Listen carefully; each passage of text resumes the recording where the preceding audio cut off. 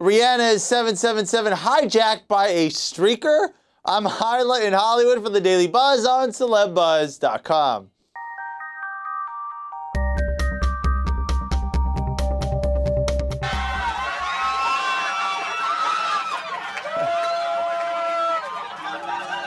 That's an Australian journalist moonlighting as a streaker, you crazy Aussies. The Fuse Network captured that moment on Rihanna's Press Gone Wild tour, her 777 tour. Let's get the scoop on what really happened from someone who's actually on that plane and got to see the Australian up close and personal. We have Huffington Post entertainment editor Kia Macarecci. Kia, what's going on, man?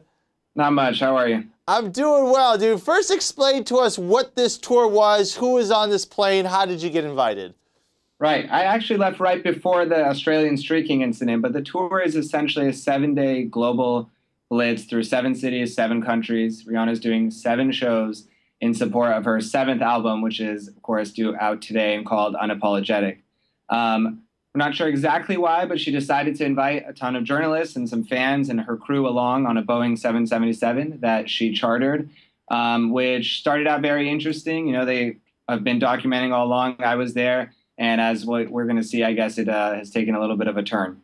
We have some more footage from Fuse. I want to roll that right now. Everyone is up with their cameras rolling, waiting for a glimpse at Rihanna. We don't know if it's going to pay off, but we're all ready. Just like Coke! Just like Coke! Yeah, it sounded like you guys didn't get a lot of access, and speaking of unapologetic, there were no apologies for what went down on this plane. Right. So the first day, Rihanna came out twice, actually. Right when she got on the plane, she ran up and down the plane, was screaming, "This is crazy," taking photos. And then on the first leg of the plane from LA to Mexico, she came through with bottles of Ace of Spades, pouring champagne and some cognac for people, which really sort of set a tone that I think the journalists and the fans thought that they were going to see and have this type of access to her. Unfortunately, she has not come out ever again. And the only times that they've seen her are when she's been performing, usually a couple of hours late, incidentally, as well. Now listen, if you're going to stick a bunch of journalists on a plane, you're going to jet lag them around the world. You better hope that you guys are having a fantastic time. Were there any other moments or things to do other than sitting on a plane? I mean, that in itself doesn't sound like a lot of fun. I would think they have a lot of activities planned for you guys. Was there anything else that you guys did once you hit these cities? There weren't, no, there were no activities. And to be honest, it's like really a look into what it's actually like to be a touring artist, because yes, you're going around the world to all these cities, Mexico City, Toronto, Paris, London, Berlin, and Stockholm, but you're not really seeing the cities. You're going from the plane to a bus to the venue. In almost every case, immediately back onto a bus and back to a plane to the next venue.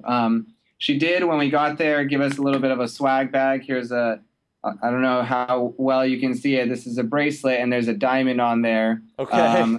To go along with her Diamonds, her lead single off the album. So I guess reporters could go through their swag bags, but other than that, there were no pre-planned activities for the plane right now. Talk about your article that you wrote in the Huffington Post. I know there were some issues that you brought up in there. Right. I just thought it was a very interesting moment in her career because, of course, she's extremely successful in some measures. She has 23 top 10 Billboard hits. She's very young. But it becomes this thing where her career is something that now has to be maintained, and there's a lot of pressure to do that, especially in the age of Twitter when you have so many artists and sort of like she's somebody who's very outspoken. So I looked into whether or not the tour could actually be seen as a sign of concern on the part of Def Jam or her label, and sort of whether or not they're a little concerned that this career is becoming something that's almost too big to maintain. Do you feel that that's the case? I mean, like you said, she's on fire right now. I thought this was a clever PR move. It was just executed, from what I'm gathering, really, really bad. So do you think this is going to almost be a step back in her career? I can't imagine that it would be. I don't know. What I wrote in the piece and what I really believe is I think that, again, like journalists like to write about themselves a lot whenever they get the opportunity, and especially when they think they're going to be around somebody famous. So there is a little bit of bad press coming out of this tour, and it is uncomfortable and sort of ridiculous. But I'm not sure that the actual plane ride is going to be something people remember. I'm a little more concerned and interested to see how the album does. They only put out one single before the album was released, where if you have somebody like Taylor Swift, they put out, I don't know, maybe even 5 singles or even a rap album like Cruel Summer, which spoke to a little bit of a lack of confidence in the album to me. Of course, nobody from the label would confirm that. So we'll have to see how the album does. I think that that's going to be the big part of the story. Kia, thank you so much for your insight, man. We're glad you're here and home and safe and all is good. You got free swag from Rihanna. Maybe throw it up on eBay and make some cash. We'll see. Thank you so much, guys. Thanks, man. Let us know what you think about this crazy 777 flight. Use the hashtag #TheDailyBuzz. And for the biggest stories breaking right now, head on over to celebbuzz.com.